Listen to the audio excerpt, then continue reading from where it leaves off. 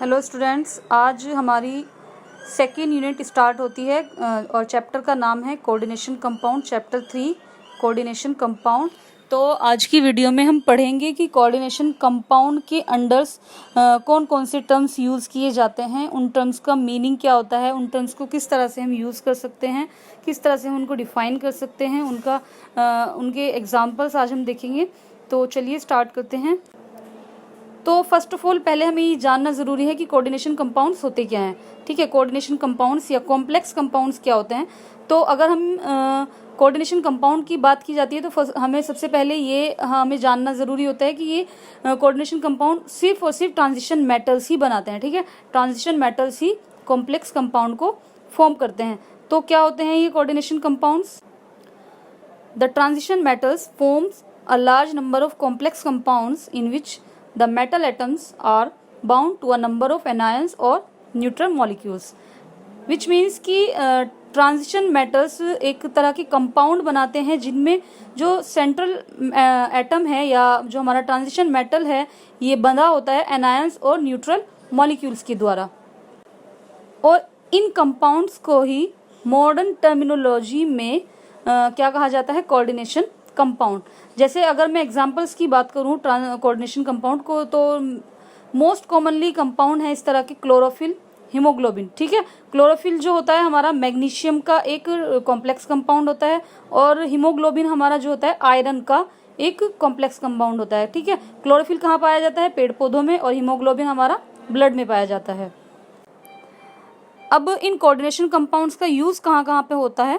ठीक है, variety of metallurgical process, industrial catalyst and analytical reagent involve the use of coordination compounds. ठीक है, coordination compounds also find many applications in electroplating, textile dyeing and medicinal chemistry. ठीक है, तो इस तरह से इनका यूज भी हमने यहाँ पर बता दिया है।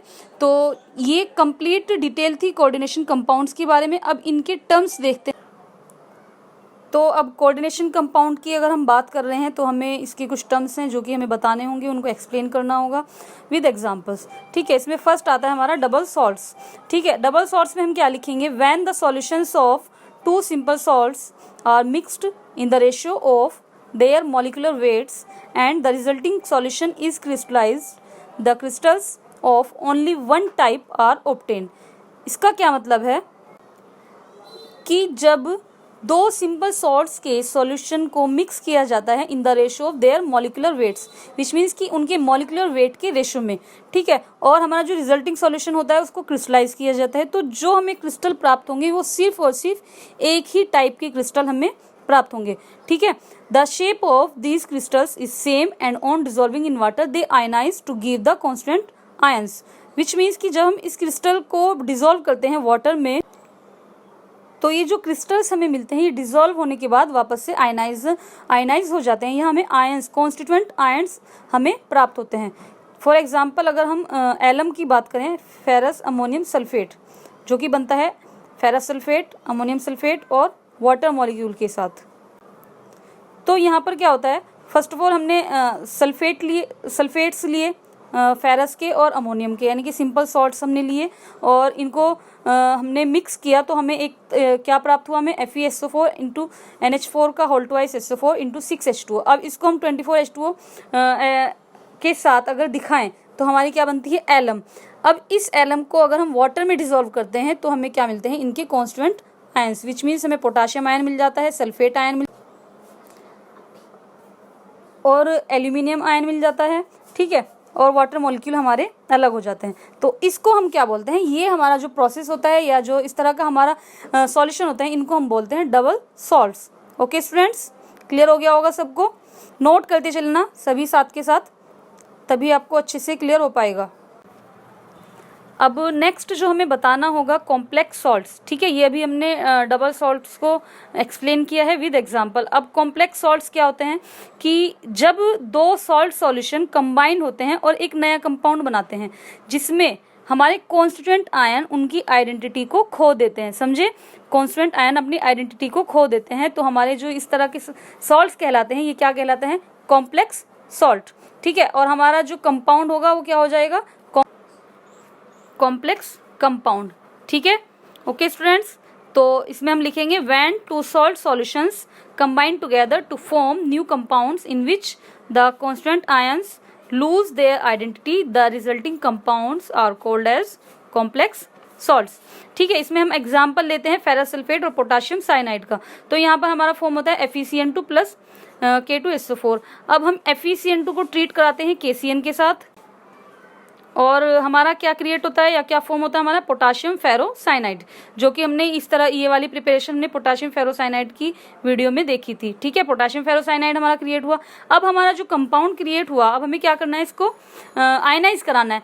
जब हम इसको आयनाइज कराते हैं तो जो हमारे कॉन्स्टेंट आयंस थे ये अपनी आइडेंटिटी खो देते हैं, विच मीन्स कि ये आयंस हमें नहीं मिलते। ठीक है, हमें कौन कौन से आयन मिले हैं, पोटाशियम आयन और कॉम्प्लेक्स आयन मिलता है FeCN का होल 6 4 नेगेटिव एनायन। ठीक, तो इस तरीके से हम कॉम्प्लेक्स सॉल्ट्स को भी एक्सप्लेन करेंगे और इसका एग्जाम्पल भी हम लोग दिखाएंगे।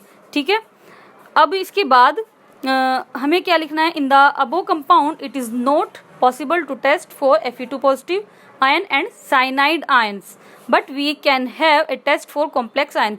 तो इसका मतलब यही बात हो गई जो मैं अभी बोल रही हूँ कि ये अपनी आइडेंटिटी खो चुके हैं, इसलिए ये इन आयंस के टेस्ट भी नहीं देंगे। समझे स्टूडेंट्स? अब जो कॉम्प्लेक्स सॉल्ट्स हमारे होते हैं ये 3 तरह के होते हैं, यानी कि 3 टाइप्स के कॉम्प्लेक्स सॉल्ट्स हमें पता है। तो फर्स्ट हमारा जो टाइप आता है केटाइनिक कॉम्प्लेक्सेस। तो केटाइनिक कॉम्प्लेक्सेस में हम क्या लिखेंगे, in these complexes complex ion is cation. ठीक है, बहुत सिंपल है कि जो हमारा अभी हमने कॉम्प्लेक्स आयन दिखाया था FeCN का होल 6 4 नेगेटिव चार्ज, अगर ये हमारा कॉम्प्लेक्स आयन एक केटायन होता है तो हम उसको क्या बोलते हैं, केटाइनिक कॉम्प्लेक्स। फॉर एग्जाम्पल हमने देखा CuNH3 का होल 4 SO4। ठीक है, जब हम इसको आयनाइज करते हैं तो हमें क्या मिलता है, केटायन कॉम्प्लेक्स मिलता है प्लस सल्फेट एनायन मिलता है। तो ये किस तरह का कॉम्प्लेक्स सॉल्ट है, ये है एक हमारा केटाइनिक सॉल्ट या केटाइनिक कॉम्प्लेक्स। इसी तरह एनाइनिक का अगर हम बात करें तो एनाइनिक में हमें क्या बताना होगा कि जब कोई कॉम्प्लेक्स कंपाउंड या कॉम्प्लेक्स सॉल्ट एक कॉम्प्लेक्स एक कॉम्प्लेक्स एनायन देता है आयनाइज होने के बाद, तो हम उसको क्या कहेंगे, एनाइनिक कॉम्प्लेक्सेस या एनाइनिक कॉम्प्लेक्स। तो यहाँ पर एग्जांपल मैंने दिखाया है K2NiCN का होल 4। जब हम इसको आयनाइज करते हैं तो हमें पोटाशियम केटायन मिलता है और हमें जो कॉम्प्लेक्स आयन मिला है वो क्या है, एनायन। ठीक है, इसलिए इसको हमने क्या कहा, एनाइनिक कॉम्प्लेक्स। ठीक, इसके बाद है हमारा molecular number 3 molecular complexes. Molecular complexes में क्या बताएंगे कि जो हमारे कॉम्प्लेक्स आयनाइज नहीं होते सॉल्यूशन में, ठीक है, जो सॉल्यूशन में आयनाइज नहीं होते उन्हें हम कहेंगे मॉलिक्यूलर कॉम्प्लेक्स। और मॉलिक्यूलर कॉम्प्लेक्स के एग्जाम्पल हैं PTNH3 का होल 2 Cl2, CrH2O का होल 3 Cl3, NiCO का होल 4। ठीक है, अब अगर हम इन कॉम्प्लेक्स की बात करें तो जब हम इनको सॉल्यूशन में या वाटर में डिसॉल्व कराते हैं या हम इनको आयनाइज कराने की कोशिश करते हैं तो ये सॉल्ट्स आयनाइज नहीं होते। तो ओवरऑल हमारे 3 टाइप्स के कॉम्प्लेक्स सॉल्ट्स हो गए। First केटाइनिक complexes, second anionic complexes and third molecular complexes. तो स्टूडेंट्स अगर आपके एग्जाम में कॉम्प्लेक्स सॉल्ट पर शॉर्ट नोट आता है तो आप पहले क्या करेंगे, फर्स्ट ऑफ ऑल आप कॉम्प्लेक्स सॉल्ट्स को डिफाइन करेंगे, देन उसके कॉम्प्लेक्स सॉल्ट्स के आप टाइप्स बताएंगे, यानी कि तीनों टाइप्स आपको डिफाइन करने हैं विद एग्जांपल्स। नेक्स्ट हमारा जो हमें बताना है कॉम्प्लेक्स आयन, कि कॉम्प्लेक्स आयन होता क्या है। अभी जितना हम डिस्कशन कर चुके हैं वहाँ पर हमने देखा भी है complex cation and complex anion, तो इसी बेसिस पर हम कॉम्प्लेक्स आयन भी बताएंगे। तो हमें कॉम्प्लेक्स आयन में क्या बताना है, it is defined as an electrically charged ion formed by the combination of a central metal atom or ion and a suitable number of neutral molecules or anion। कि इसका मतलब क्या है कि एक आयन इलेक्ट्रिकली चार्ज आयन जो कि बना होता है सेंट्रल मेटल एटम से और suitable number of neutral molecules और एनायंस के साथ, यानी कि एनायंस और मॉलिक्यूल्स के साथ जो हमारा बना होता है इसी को हम क्या बोलते हैं, कॉम्प्लेक्स आयन। ठीक है, तो विच मीन्स कि कॉम्प्लेक्स आयन क्या होगा कि जो सेंट्रल मेटल एटम के साथ प्लस न्यूट्रल मॉलिक्यूल्स या एनायंस के साथ बना होता है, इसी को हम क्या कहते हैं, कॉम्प्लेक्स आयन। और इलेक्ट्रिकली चार्ज आयन होता है, ठीक है, चार्ज इस पर होता है प्रेजेंट, ठीक है, चाहे वो पॉजिटिव आयन हो या नेगेटिव। ठीक, अब ये जो न्यूट्रल मॉलिक्यूल्स की बात की गई है या एनायंस की बात की गई है, इन्हें क्या बोलते हैं? लिगेंड, जो हमारे इलेक्ट्रॉन को डोनेट करते हैं। फॉर एग्जाम्पल हमने यहाँ पर लिया है कॉम्प्लेक्स कंपाउंड प्लेटिनम का, ठीक है, PtNH3 का होल 4 Cl2। तो ये हमारा कॉम्प्लेक्स आयन होता है इसके अंदर PtNH3 का होल 4 2 पॉजिटिव, ठीक है। तो ये आयन फॉर्म हुआ है किसके साथ? प्लेटिनम 2 पॉजिटिव आयन के साथ और 4 NH3 मॉलिक्यूल्स के साथ। NH3 मॉलिक्यूल कैसे हैं? न्यूट्रल मॉलिक्यूल हैं जो कि इलेक्ट्रॉन डोनेट करने की टेंडेंसी रखते हैं, ठीक है। इसी तरह से अदर एग्जाम्पल्स भी आप लोग देख लेंगे, निकिल का और पोटाशियम का भी मैंने यहाँ पर एग्जाम्पल दिया है, ठीक है। और किस तरह से ये फॉर्म हुए ये भी यहाँ पर बताया। और जो टोटल चार्ज होता है हमारा कॉम्प्लेक्स आयन पर, ये रिजल्टेंट होता है किसके? Charge of the central metal atom and ligand के। जैसे प्लेटिनम का हमने लिया है, Pt पर 2 पॉजिटिव चार्ज है प्लस NH3 पर 0 चार्ज है, तो हमारा ओवरऑल चार्ज क्या होगा आयन पर? +2। इसी तरह से हमने Ni और Cn का लिया है, तो ओवरऑल चार्ज काउंट करने का तरीका सिर्फ यही होगा कि आप जो हमारा सेंट्रल मेटल एटम है उसका चार्ज प्लस हमारा जो सराउंडिंग एटम या हमारा जो लिगेंड है उसका चार्ज, ठीक है। ओवरऑल चार्ज हमारा इस तरह से काउंट होता है। अब चलिए लिगेंड की बात करते हैं। जैसे हमने अभी कॉम्प्लेक्स आयन को एक्सप्लेन किया तो वहाँ पर लिगेंड यूज़ हुआ और हमने उसको थोड़ा सा बताया। अब डिटेल में यहाँ बताते हैं कि लिगेंड क्या होते हैं। कि वे न्यूट्रल मॉलिक्यूल और आयन जो कि एक सेंट्रल मेटल एटम और आयन को घेरते हैं चारों ओर से एक कॉम्प्लेक्स कंपाउंड में, इन्हीं को हम क्या कहते हैं? लिगेंड, ठीक है। लिगेंड का काम क्या होता है? इलेक्ट्रॉन को डोनेट करना। जैसे कि एग्जांपल दिया है हमने कॉपर का CuNH3 का होल 4 और 2 पॉजिटिव, तो इसमें Cu2 पॉजिटिव है हमारा सेंट्रल मेटल आयन। और NH3 मॉलिक्यूल क्या है हमारा यहाँ पे? NH3 मॉलिक्यूल है एक लिगेंड जो कि हमारा इलेक्ट्रॉन पेयर को डोनेट करता है। इसी तरह से अदर एग्जाम्पल भी मैंने दिए हैं, सिल्वर का मैंने एग्जाम्पल दिया है। इसके बाद the ligand are polar molecules, ठीक है। लिगेंड जो होते हैं पोलर मॉलिक्यूल्स होते हैं, जैसे कि H2O, NH3, CO। और एनायंस, एनायंस होते हैं जैसे कि OH, F negative ion, Cn negative ion, C2O4 2 negative ion, ठीक। तो इसका सीधा सीधा मतलब ये निकलता है कि लिगेंड वो होंगे जिनके पास एक electron at least 1 pair of electron donate करने के लिए होता है, ठीक है। That is they should have an atom containing at least 1 lone pair of electrons and are attached to the central metal atom और आयन विद कोऑर्डिनेट और कोवेलेंट बॉन्ड, ठीक है। इसके बाद the atom in the ligand which donates lone pair of electrons to the central metal atom और ion is called as donor atom और coordinating atom, ठीक है। जो हमारा लिगेंड लोन पेयर को डोनेट करता है सेंट्रल मेटल एटम को, उसको हम क्या बोलेंगे? डोनर एटम और कोऑर्डिनेटिंग एटम, ठीक है। फॉर एग्जांपल NH3 मॉलिक्यूल में हमारा नाइट्रोजन जो होगा डोनर एटम होगा, क्योंकि इसी के पास हमारा लोन पेयर ऑफ इलेक्ट्रॉन पाया जाता है। इसी तरह से हाइड्रोक्साइड में क्या होगा? हाइड्रोक्साइड आयन में ऑक्सीजन हमारा डोनर एटम होता है। और जो मैंने डोनर एटम बताया है, यानी कि जो हमारा जैसे सपोज हाइड्रोक्साइड आयन हो गया, इसमें हमारा ऑक्सीजन जो होता है डोनर एटम होता है, क्योंकि यहीं से हमारा इलेक्ट्रॉन डोनेट होता है। इस डोनर एटम को ही हम क्या बोलते हैं? डोनर साइट, ठीक है। The donor atom in the ligand is also called as donor site, ठीक है। अब इन डोनर साइट की बेसिस पर लिगेंड भी हमारे 2 तरह के या 3 तरह के होते हैं, जिसमें हमारा फर्स्ट लिगेंड आता है या फर्स्ट टाइप ऑफ लिगेंड आता है मोनोडेंटेट और यूनिडेंटेट लिगेंड्स, ठीक है। इसमें हम क्या बताएंगे कि वे लिगेंड जो सिर्फ और सिर्फ 1 पेयर ऑफ इलेक्ट्रॉन को ही डोनेट करते हैं, इन्हीं को हम क्या कहते हैं? Monodentate ligand. विच मीन्स कि सेंट्रल मेटल एटम को जो ये इलेक्ट्रॉन देंगे सिर्फ एक लोन पेयर ऑफ इलेक्ट्रॉन ये डोनेट करेंगे। जैसे हमारा मॉलिक्यूल है H2O, NH3, CO, fluoride, chloride, bromide. तो ये किस तरह के लिगेंड है? मोनोडेंटेट लिगेंड, क्योंकि इनके पास सिर्फ और सिर्फ एक ही डोनर एटम होता है। सेकंड हमारा जो है बाइडेंटेट लिगेंड्स। बाइडेंटेट लिगेंड्स में हम क्या बताएंगे कि जिस लिगेंड के पास 2 डोनर एटम्स होंगे, यानी कि जिसके पास ऐसे 2 एटम होंगे जो कि इलेक्ट्रॉन को डोनेट कर सकते हैं, इनको हम कहेंगे बाइडेंटेट लिगेंड्स। तो इसके लिए हम लिख सकते हैं these ligands have 2 donor atoms and donate 2 pair of electrons, ठीक है। यानी कि इनके पास 2 डोनर एटम होंगे और 2 ही इलेक्ट्रॉन पेयर को ये डोनेट करेंगे, ठीक है। और इस तरह का एग्जाम्पल है हमारा इथाइलिन डाई एमीन, ठीक है। 2 नाइट्रोजन एटम होते हैं और दोनों ही साइड से ये क्या करते हैं? 2 पेयर ऑफ इलेक्ट्रॉन्स को डोनेट करते हैं सेंट्रल मेटल एटम को, ठीक है। एंड लास्ट जो हमारा लिगेंड है number 3 polydentate ligand.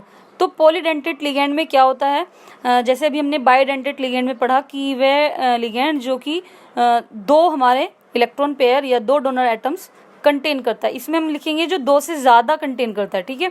The ligands which contain more than 2 donor atoms in the molecules are called as polydentate ligand. और पॉलीडेंटेट लिगेंड दो से ज़्यादा इलेक्ट्रॉन पेयर को डोनेट करता है, ठीक है। और नंबर ऑफ डोनेट मतलब कि नंबर ऑफ डोनर एटम्स, इनको हम क्या बोलते हैं, ट्राइडेंटेट विच मीन्स कि 3 डोनर साइट होंगी, टेट्राडेंटेट विच मीन्स कि 4 डोनर साइट होती है, और हेक्साडेंटेट्स की 6 डोनर साइट होती है, ठीक है। तो इनके बेसिस पर इनको हम ट्राई, टेट्रा और हेक्सा नाम भी देते हैं। और इसका एग्जाम्पल है इथाइलिन डाईएमीन टेट्रा एसीटेट, ठीक है, इथाइलिन डाईएमीन टेट्रा एसीटेट। तो ये हमारा एक वेल नोन एग्जाम्पल कहा गया है हेक्साडेंटेट लिगेंड का। नेक्स्ट हमारा आता है कोऑर्डिनेशन स्फीयर।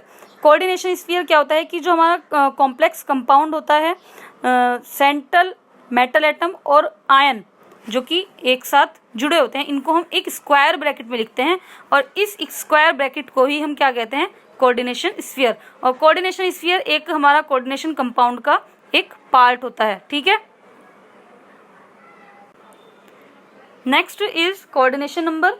तो कोऑर्डिनेशन नंबर क्या होते हैं कि जब हमारा एक सेंट्रल मेटल एटम और आयन लिगेंड के द्वारा जुड़ा होता है, लिगेंड के साथ जुड़ा होता है थ्रू कोवेलेंट बॉन्ड और कोऑर्डिनेट बॉन्ड, इन बॉन्ड को ही हम क्या कहते हैं, कोऑर्डिनेशन नंबर, ठीक है।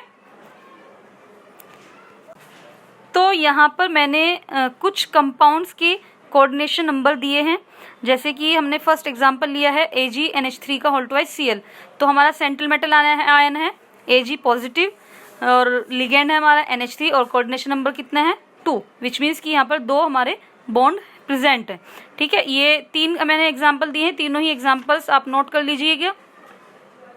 नेक्स्ट जो टर्म है जो हमें पता होनी चाहिए, एम्बीडेंटेट लिगेंड्स, एम्बीडेंटेट लिगेंड्स। अब ये क्या होता है एम्बीडेंटेट लिगेंड्स? एम्बीडेंटेट लिगेंड एक तरह का यूनिडेंटेट लिगेंड होता है, बट ये एक इस तरह का लिगेंड होता है जिसमें कि 2 सेंट्रल एटम इस तरह से काम करते हैं कि दोनों ही सेंट्रल एटम इलेक्ट्रॉन को डोनेट करने की प्रवृत्ति या टेंडेंसी रखते हैं। तो हमारा जो सेंट्रल मेटल एटम है किसी एक एटम से अटैच हो जाता है, और वो एटम हमें हमारे सेंट्रल एटम को इलेक्ट्रॉन डोनेट करता है। जैसे हमने एग्जाम्पल लिया है यहाँ NO2 ग्रुप का। अब अगर आप NO2 ग्रुप में देखें तो नाइट्रोजन भी हमारा एक डोनर एटम की तरह वर्क करता है, और हमारा ऑक्सीजन भी है, विच मीन्स कि नाइट्रोजन के पास भी इलेक्ट्रॉन पेयर होता है और ऑक्सीजन के पास भी लोन पेयर ऑफ इलेक्ट्रॉन होता है। तो ये दोनों ही एटम डोनर एटम की तरह काम करते हैं। अब हमारा जब हम नाइट्रोजन को डोनर एटम की तरह देखें तो हमारा जो रिजल्टेंट कॉम्प्लेक्स होता है ये होता है हमारा नाइट्रो, ठीक है, NITRO नाइट्रो। और जब ऑक्सीजन एटम एक डोनर की तरह काम करता है तो हमारा जो कॉम्प्लेक्स होता है, रिजल्टिंग कॉम्प्लेक्स हमारा क्या होता है, नाइट्रीटो, NITRITO। नोट कर लेना सभी इस डिफरेंस को, नाइट्रीटो, ठीक है, विच मीन्स कि हमारा ऑक्सीजन जो है एक डोनर एटम की तरह काम करेगा और हमें हमारे कॉम्प्लेक्स आयन में सेंट्रल एटम को इलेक्ट्रॉन डोनेट करता है। इसी तरह से SCN, ठीक है, थायोसाइनेट ग्रुप भी है हमारा, ये भी एक एम्बीडेंटेट लिगेंड होता है। तो SCN में भी हमारा एक तो सल्फर और एक हमारा नाइट्रोजन, दोनों ही लोन पेयर ऑफ इलेक्ट्रॉन रखते हैं, यानी कि दोनों ही डोनर एटम की तरह काम कर सकते हैं। तो जब हमारा सल्फर अटैच होता है सेंट्रल एटम से, विच मीन्स कि सल्फर एटम डोनर की तरह काम करता है, तो हमारा जो कंपाउंड होगा या कॉम्प्लेक्स होगा थायोसाइनेटो होगा। और अगर हमारा नाइट्रोजन एटम डोनर की तरह काम करता है तो हमारा कंपाउंड होगा आइसोथायोसाइनेटो, ठीक है। तो इस चीज़ को अच्छे से नोट कर लेना, इंपॉर्टेंट है ये। एंड लास्ट हमारा जो है चीलेट कंपाउंड्स, ठीक है। तो ये छोटे छोटे से टर्म्स थे जो हम बता रहे हैं। तो लास्ट हमारा चीलेट कंपाउंड है। चीलेट कंपाउंड क्या होता है? The cyclic compounds formed when a multidentate ligand attached through 2 or more donor atoms to the same central metal atom और ion are called as chelate compound, which means कि जब multidentate ligand एक cyclic compound बनाता है किसके through, कि एक ही central metal atom से दो साइड से वो अटैच होता है और एक हमारा साइक्लिक कंपाउंड बनाता है, इसको हम बोलते हैं चीलेट कंपाउंड्स। ठीक है, इस कंपाउंड में क्या होता है, डोनर एटम अटैच होता है, दोनों साइड से, और हमारा जो सेंट्रल मेटल एटम है एक पार्ट बन जाता है हेट्रोसाइक्लिक रिंग का, यानी कि एक हमारा साइक्लिक रिंग हमारा फॉर्म हो जाता है। ठीक है, और इस तरह का जो हमारा कंपाउंड है ये है Cu इथाइलिन डाइअमीन का होल ट्वाइस SO4। ठीक है, और इसकी मैंने स्ट्रक्चर भी आपको दिखाई है, सभी इसको भी नोट कर लें अच्छे से। तो स्टूडेंट्स, ये हमारे कोऑर्डिनेशन कंपाउंड्स के छोटे छोटे टर्म्स थे, आई होप आपको क्लियर हो गए होंगे। तो अगर आपको इन टर्म्स में कोई भी प्रॉब्लम आती है तो आप मुझसे डिस्कस कर लेना। और मेन हमारे जो कोऑर्डिनेशन कंपाउंड के नोमेनक्लेचर है और इसके बाद हमारी जो वॉर्नर्स थ्योरी है, ये तभी हमारी पॉसिबल हो पाएगी अगर आप इनको अच्छे से समझ पाएंगे। क्योंकि ठीक कि आपको नाम के साथ ये पता होना चाहिए आप किसके बारे में बात कर रहे हैं, कि आप चीलेट कंपाउंड बोल रहे हैं तो चीलेट कंपाउंड क्या होता है ये आपको पता होना चाहिए। ठीक है, आप एम्बीडेंटेड लिगेंड अगर बोल रहे हैं तो क्या होता है ये आपको पता होना चाहिए। तो चलिए मिलते हैं अपनी नेक्स्ट क्लास में और हम इसके बारे में डिस्कशन करेंगे। अगर आपको कोई प्रॉब्लम आती है तो आप मुझसे डिस्कस कर लेना। तब तक के लिए गुड बाय और टेक केयर।